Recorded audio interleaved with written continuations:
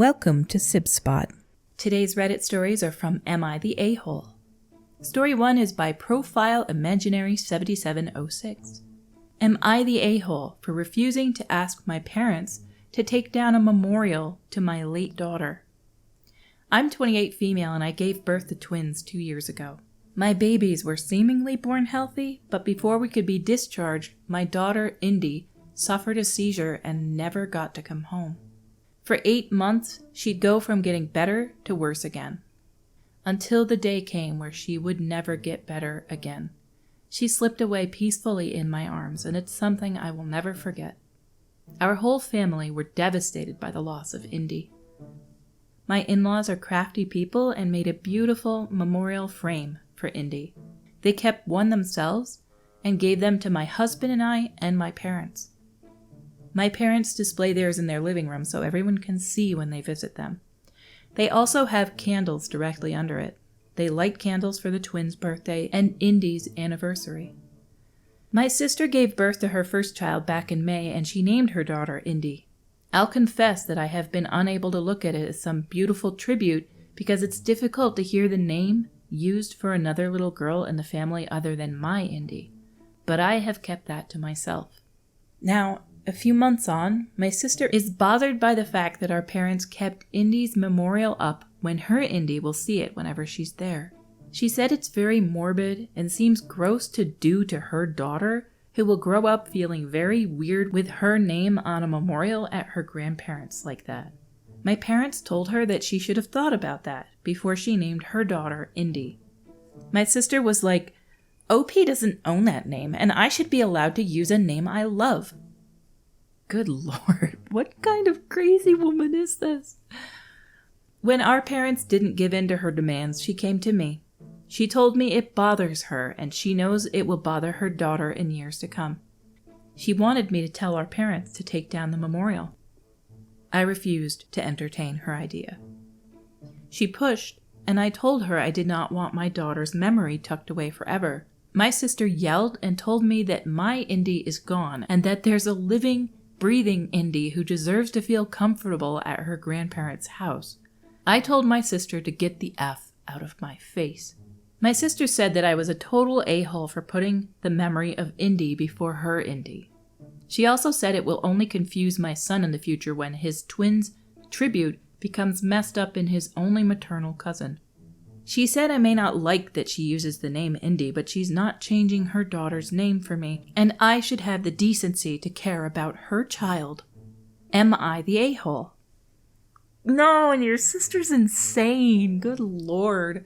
I thought at first when she named her child Indy, it was like a tribute in a way to your Indy. But no, she just liked the name and it's a pretty unique name. So she's like, I like that name, I'm going to name my daughter that. But everyone who thinks Indy has to think only of my child. What a teachable moment this would be if she raised her daughter and said, here's what happened. You're named after my sister's Indy who passed away. I thought it was a beautiful name and I chose to use it, but I got the name from her daughter who she had lost.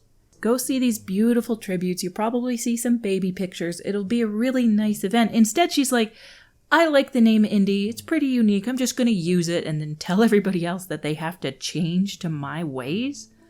Your sister is massively entitled and a little bit crazy.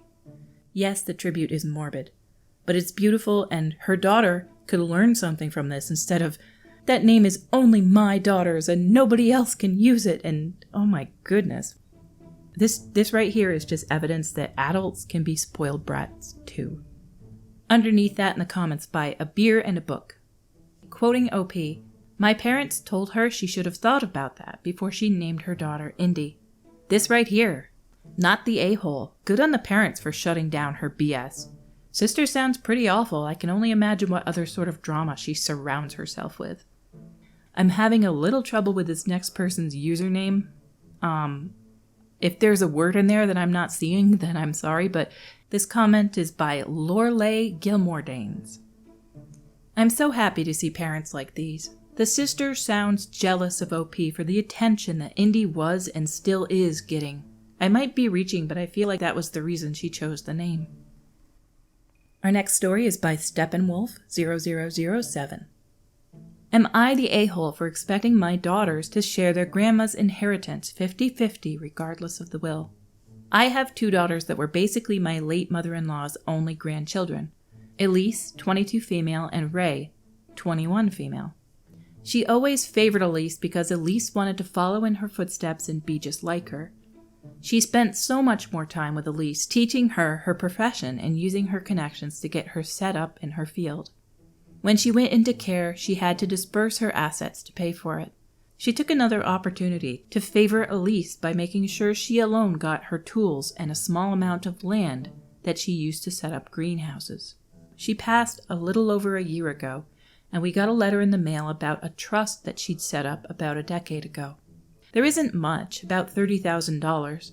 The trust states that it's supposed to be shared equally between her grandchildren and can only be fully dispersed when the youngest is 21. The only 2 grandchildren are my daughters, Elise and Ray just turned 21. We asked about it and got the answer that unfortunately only Elise is eligible to withdraw any money from this trust. She set up a clause that anyone who had a child before the minimum age to inherit is automatically disqualified. In short, if one of the grandchildren has a baby before 21, they get $0 and their portion goes to the other heirs. Ray has a 2-year-old son, and Elise doesn't have kids, so according to the terms, Elise gets 100%. I'm ticked. My wife wants to just let it go and ignore that it ever existed, just like the land. I don't. My mother-in-law never treated Ray like a real grandchild. She never spent real time with her or gave her the same opportunities. At the time she set this up, Elise had to undergo a hysterectomy. She set this up so only Ray could fail, and she'd have an excuse to get a dig in one last time. I swallowed the land thing because it affected Elise's career and there was already things to maintain that only Elise cared to. But this is too much. I think Elise is obligated to do the right thing and split this with her sister. Elise thinks we shouldn't fight the will, and my wife is trying to stay neutral. You don't ask at the end if you're the a-hole in this situation. You are the a-hole. You want your daughter to get a bunch of money and you want her to break the will. It doesn't matter if there's crazy clauses in this will. That is their will. That is what they would have done if they were alive and giving money out.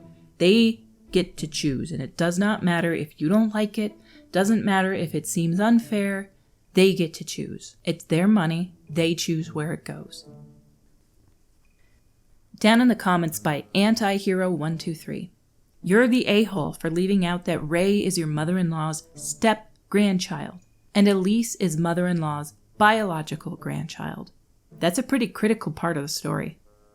You deliberately left it out. Apparently, people pulled it from the comments down below. Yeah, you're the a-hole. You're so entitled. Our next story is by Personality Fit 2085. Am I the a-hole for telling sister-in-law exactly what having a big family would mean for her? My husband, who's a 42 male, and I, 38 female, have 6 kids. 3 are biologically ours, 8 female, and twins, 6 male. And 3 are adopted siblings, 10 male, 7 male, and 3 female.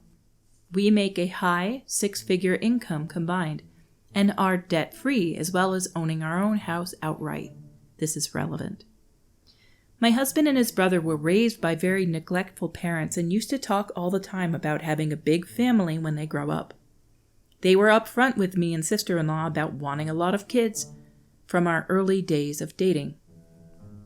Sister-in-law and brother-in-law are starting to try for their first kid, and sister-in-law has been leaning on me for emotional support, which I am very glad to provide. Last Sunday, she asked me to be brutally honest about what it's like to have 6 kids.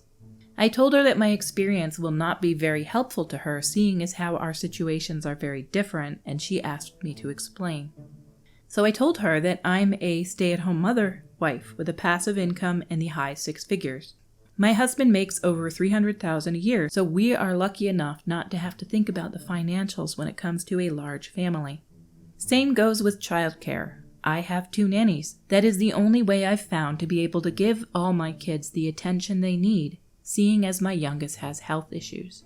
And that even without those health issues, 6 kids are a lot of work without someone there.